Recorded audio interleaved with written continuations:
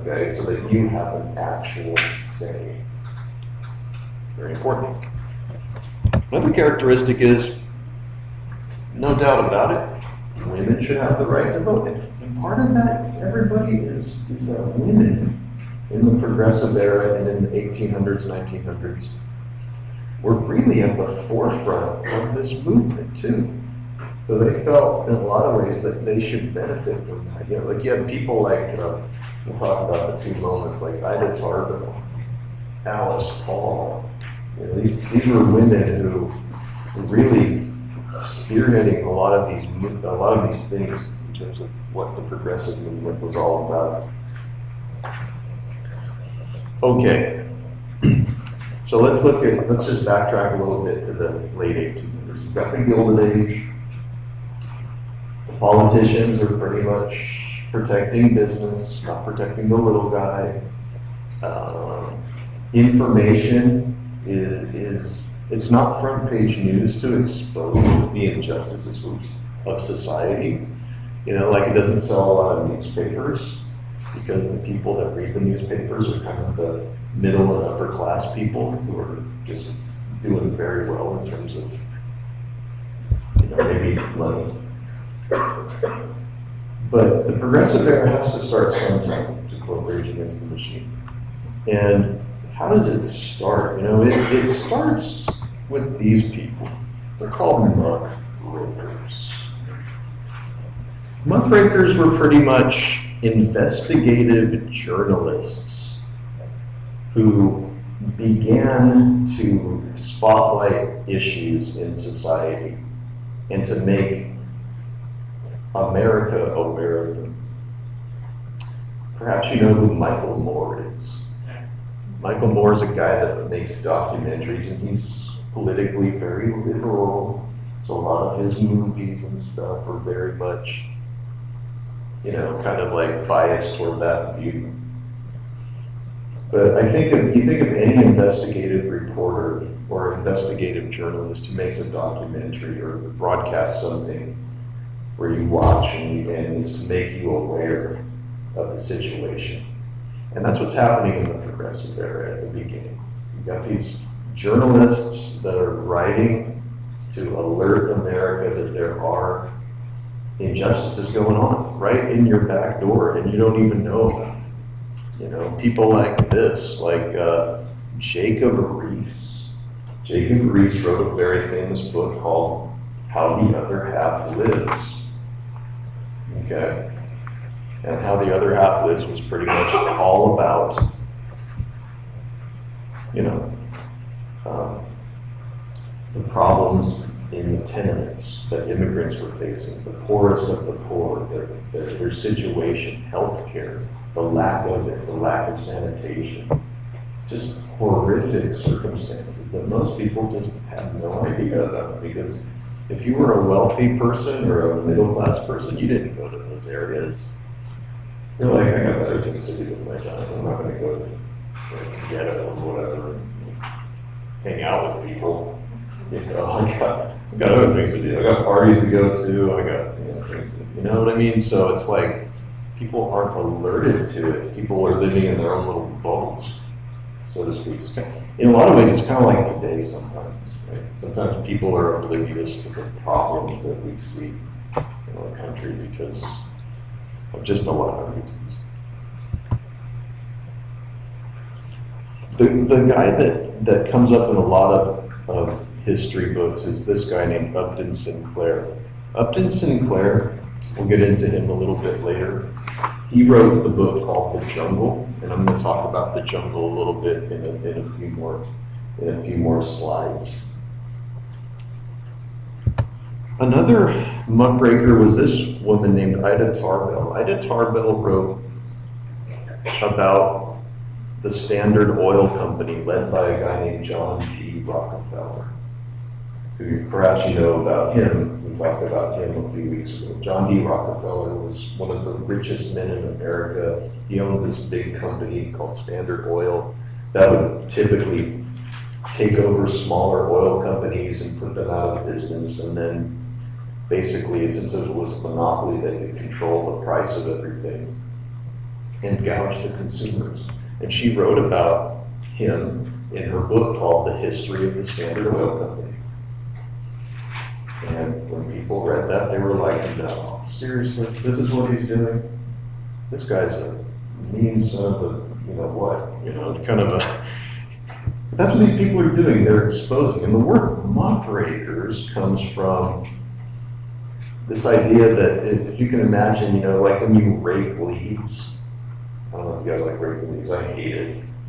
But when you take a rake and you rake the leaves and you clear the area, that you clear the grass so it looks all nice and freaking green again, it's like you're raking the junk. The muck is all the ugly stuff. You're raking it out of the way to expose the truth, I guess you can say. Like exposing all of these abuses by big business and everything else. Well, let's spotlight these guys for a little bit. Let's talk a little bit about Jacob Riis. So Jacob Riis's book was called How the Other Half Lives.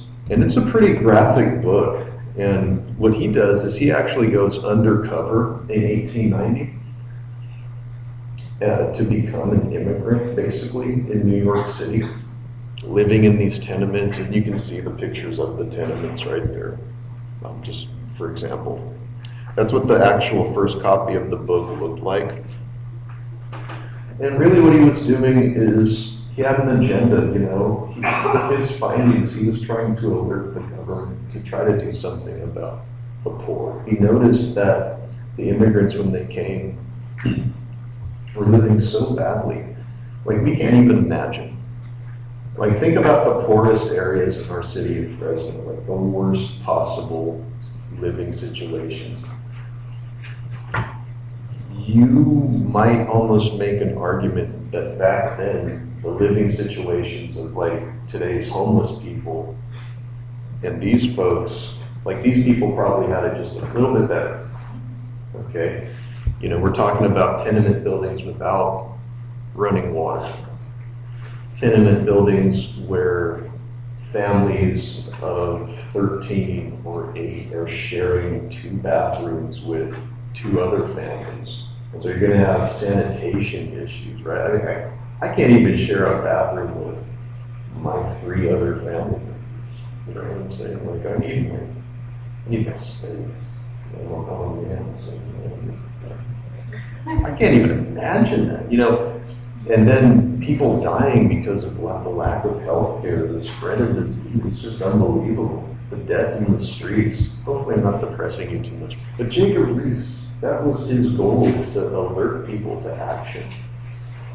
And you know what? It worked, frankly. Like the city of New York started taking a hard look at the tenement situations. They started taking a look at the problems in the cities. They started making some definite changes, expanding the sewer systems, trying to make it a little bit better for people in need. So over time, it did have an effect, but at the beginning, it was a lot of shock value. And most Americans, this can't be happening. And especially in a place like New York City, where it's like, I don't know if you've ever been to New York, but New York City is it's compact. I mean, within about 2 or 3 miles, you can go from the wealthiest area of the city to the poorest. So you literally have the richest people living not very far away from all this tenement action. And these people would have never gone there to go check out what was actually going on. So letting them know and alerting them to the fact that these problems are happening was a tremendous start to the progressive movement. Some pictures of those tenement buildings, and we kind of showed you these before. Just cramped, crowded, unsanitary. Need I say more? Probably not. Upton Sinclair's The Jungle, and don't worry, you can ignore the document thing, but in fact, we might do that next time. But this is a similar book where basically what he does is, I'm going to go to the next slide because it's basically the same thing. The book takes place in Chicago And what he does, Upton Sinclair, is same thing as Jacob Riis. He goes undercover. Nobody knows who he is. He acts like an immigrant. Places like Chicago and New York and Detroit and big cities like that had like 80% immigrants, like that populated their area. And so he went undercover and he just learned what it was like inside one of the worst industries to work in, which is basically butchering. You know, where you take animals and you, I don't want to go too graphic on you, but it's nasty. It's like, whenever you eat that hamburger, or wherever you eat it, just remember, like, it had to come from somewhere, and it probably wasn't pretty how they actually produced it. But he learned that the whole thing was very unsanitary. Like, I forget who it was, somebody asked me, maybe it was over here, about the fact, like, for example, one of the stories inside the jungle is he devotes whole chapters to talking about what actually was going into the meat. And it's just sick. Like, and I like meat, okay? My wife's a vegetarian. We get along. It's all good. Whatever she makes, I just add, pork to it or something. That's how we make our marriage work. But it's like, when you look at the kind of stuff he saw, like for example, he has a whole chapter in which, like, I don't know if you know how they make sausage. Sausage is basically where you take a whole bunch of leftover parts sometimes. Well, that's what they do with hot dogs. Hot dogs are like the leftover parts after they, get the prime cut of the meat. And they stick it in a big giant thing, which is a bowl-shaped structure called a hopper. And then there's a hole on the outside of it and some grinders that grind it down. And so you just basically turn a crank, everything comes out. Well, and then it makes the cylindrical sausages. Well, what started to happen was things were so unsanitary there that often they would take meat that had been contaminated, that had been sitting inside the cutting room floor for like maybe a few days that people kind of forgot about. They just throw that in the hoppers.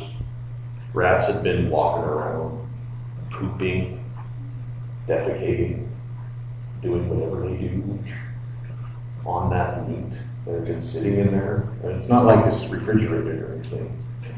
Mating, you know what I'm saying? This nasty stuff. And maybe some dead rats too, and all that stuff would then just go inside the hoppers, then they'd crank it up and make sausage out of it. Maybe sometimes there would be a rusty nail or something from the bottom. It's like, oh my gosh, just stuff that makes me cringe. However, I'll still eat meat. I don't care. Because I know that everything is 100%. Well, maybe not. I don't know. What's that? I'm not aware if there's an actual feature film. There's a documentary I use sometimes when I teach this class, and it's a pretty good documentary. It's very graphic. It's gross. Yeah, it is gross. We actually ate canned meat right after that. It was a pretty good point. Oh. My history teacher was awesome. Okay, well, I'm not going to bring you canned meat. Okay. That's an experience you should have. It's called Spam Day. Spam Day. And you can this type of. Okay. I have not seen that one. I'll have to see that. That sounds cool. Well, for people like me. The book's interesting because a lot of people think it highlights the problems in the slaughterhouse in Chicago, but really it's more about the immigrants and the problems that they're facing, trying to adjust to a new land, struggling for pay, struggling to survive, kind of like how their families are affected by all of this kind of stuff. And it's an interesting book, and perhaps next class period I can kind of start with that. which would probably be a good thing.